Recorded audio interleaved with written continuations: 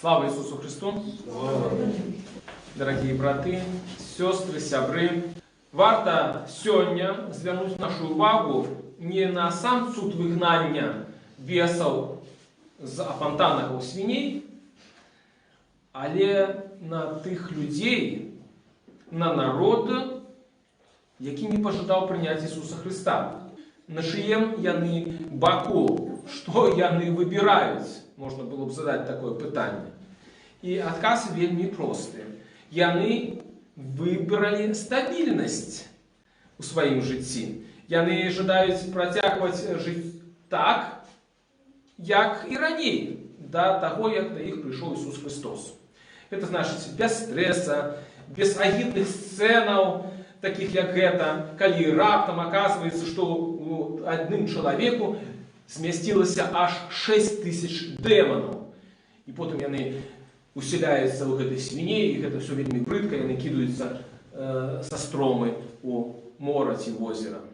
Безумоўна, яны разважалі так, што ў жыцці бываюць праблемы, так, і гэты чалавек быў апантаны, ён спрычыняў шмат праблемаў, але яны вырашылі гэтыя праблемы па-свойму, па-гадарынскі, звязалі яго, скавалі ланцугамі.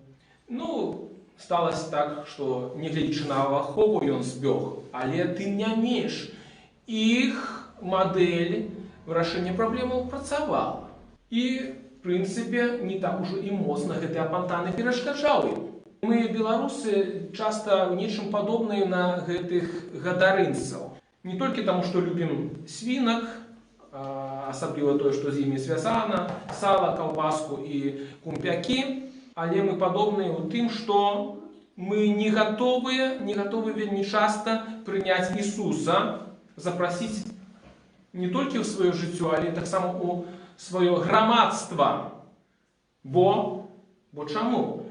Прыйсце Ісуса адразу выяўляе ў грамадстве легіён бесаў, легіён праблем, хвароб нашага грамадства.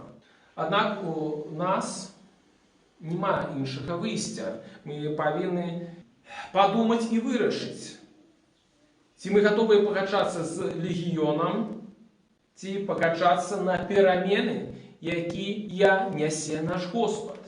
Але гэтыя перамены звязаныя з нашым навяртаннем асабістым, з нашай гатоўнасцю прыняць Ісуса Христа у сваё жыццё. Амінь.